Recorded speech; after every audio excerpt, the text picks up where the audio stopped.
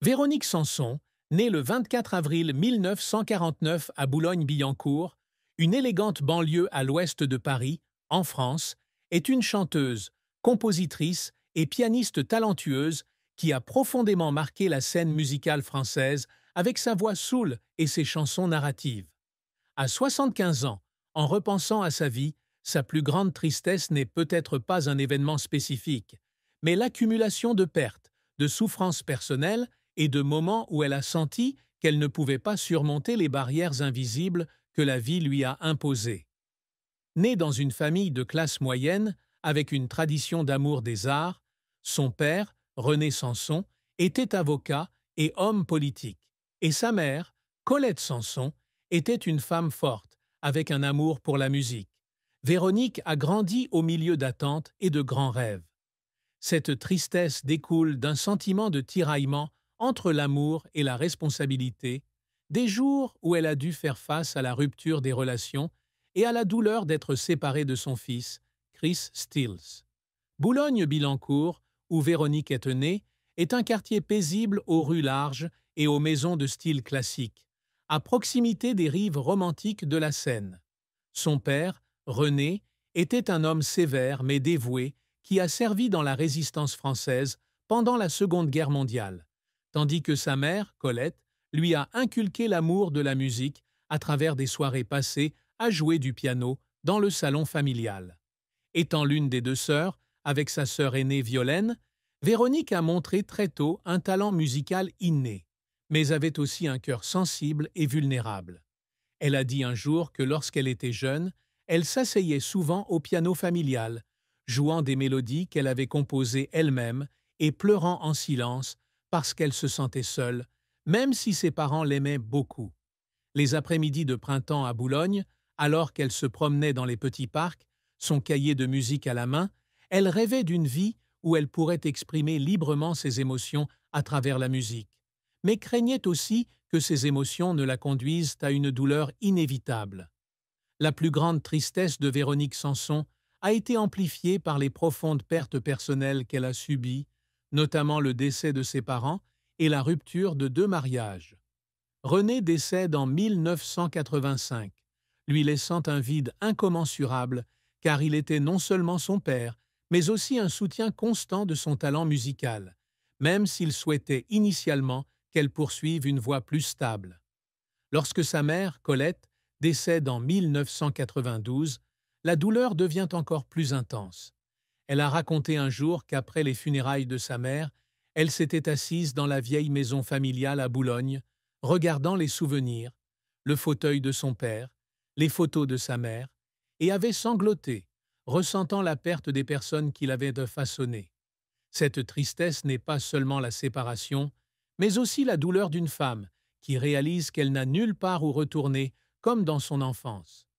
Un autre aspect de sa plus grande tristesse dans la vie fut les dommages causés à ses relations personnelles, notamment lorsqu'elle quitta la France pour suivre Stephen Stills en Amérique en 1973, laissant derrière elle son fils Chris alors qu'il n'avait que quelques mois. Cette décision, bien que née de son amour intense pour Stephen, la hanta pour le reste de sa vie. Elle disait qu'il y avait des nuits dans le Colorado où elle s'asseyait près de la fenêtre de sa cabane, regardant la neige tomber et pleurant parce que Chris lui manquait, parce qu'elle se sentait coupable de ne pas pouvoir être avec lui pendant ses premières années. Son mariage avec Stephen, bien que passionné, s'est effondré en 1980 après des années de lutte contre l'alcool et de désaccords, la laissant avec une profonde tristesse pour un amour qui n'a pas pu être sauvé.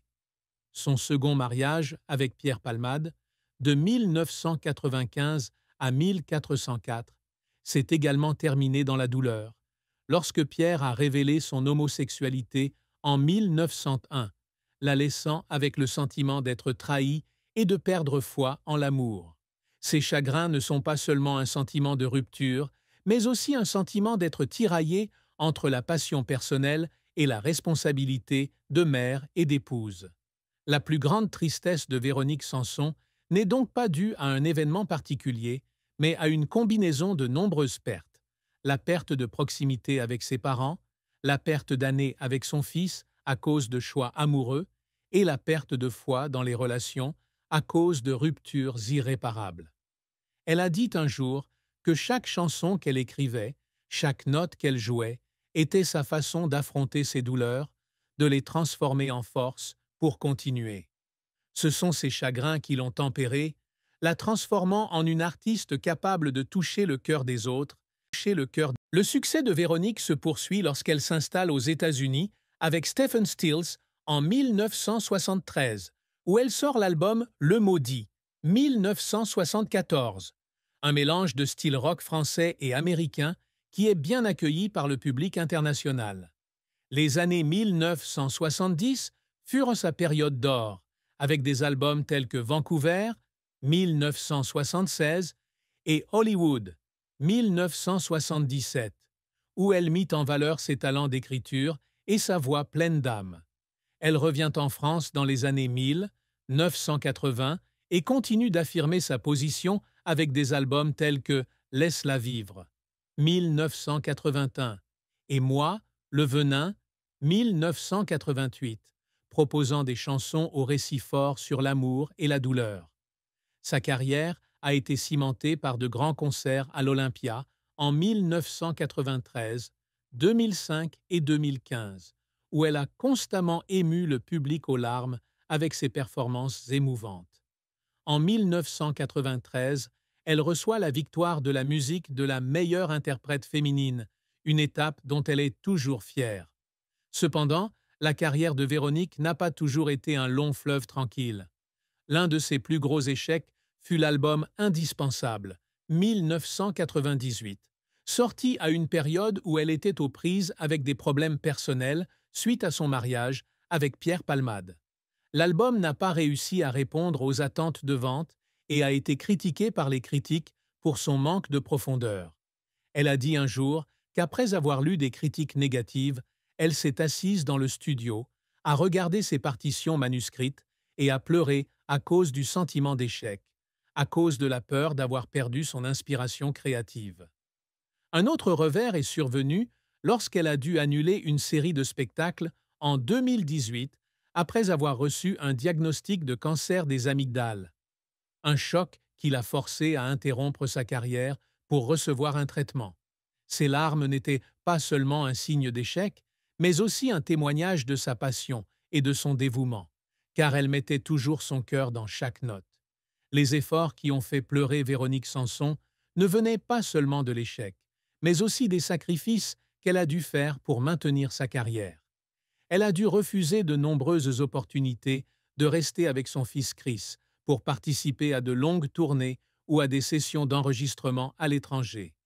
Un jour, alors qu'elle se produisait à Los Angeles en 1976, elle apprit que Chris était malade, mais en raison de son emploi du temps chargé, elle ne put pas revenir immédiatement. Lorsqu'elle revint enfin, voyant son fils affaibli dans les bras du gardien, Véronique serra Chris dans ses bras et sanglota, se reprochant de ne pas avoir été là pour lui quand il avait le plus besoin d'elle. Une autre fois, alors qu'elle se préparait pour un concert à l'Olympia en 2005, elle souffrit d'un violent mal de gorge dû à l'épuisement, mais réussit quand même à terminer la représentation. Une fois la scène plongée dans le noir, elle s'est assise dans les coulisses, les larmes coulant sur son visage à cause de l'épuisement et de la pression. Mais personne ne le savait. Pourtant, Véronique Sanson n'a jamais baissé les bras. Elle a continué à composer et à se produire après avoir surmonté un cancer avec l'album Digne, Dingue, Donc, 2018 et des concerts émouvants en 2022 à 2023 pour célébrer 50 ans de carrière. Cette persévérance lui a permis de bâtir une carrière fière, avec plus de 20 albums et des millions de spectateurs à travers le monde, et l'amour des fans de toutes les générations. Sa carrière n'est pas seulement une histoire de succès, mais aussi le parcours d'une femme qui a osé rêver grand, osé affronter la douleur et osé se relever après chaque chute, laissant derrière elle un héritage musical que peu peuvent égaler. Les réalisations que Véronique Sanson s'efforce toujours d'atteindre ne se limitent pas à la renommée ou aux récompenses, mais aussi aux valeurs plus profondes qu'elle souhaite laisser derrière elle dans la vie. Pour elle, être reconnue comme une véritable artiste, une conteuse à travers la musique et l'émotion, est plus important que toute gloire. Véronique s'efforce de faire de chacune de ses chansons un morceau de son âme, des chansons sur l'amour brisé comme Amoureuse, aux confessions sur la vie dans Le Maudit. Elle a dit un jour que chaque fois qu'elle montait sur scène, chaque note qu'elle jouait était sa façon de partager avec le public ses joies et ses peines. L'un des plus grands objectifs de Véronique est de laisser un héritage musical intemporel où les générations futures pourront trouver de l'empathie à travers ses chansons. Au début de sa carrière, elle est souvent comparée à des contemporaines comme France Gall ou Françoise Hardy, mais elle est déterminée à créer son propre style, combinant la pop française avec des influences du rock et du blues américain. L'album Amoureuse est la preuve la plus claire de cet effort. Pour réaliser l'album, elle a passé des mois en studio avec Michel Berger, son producteur, et plus tard ami proche, perfectionnant chaque mets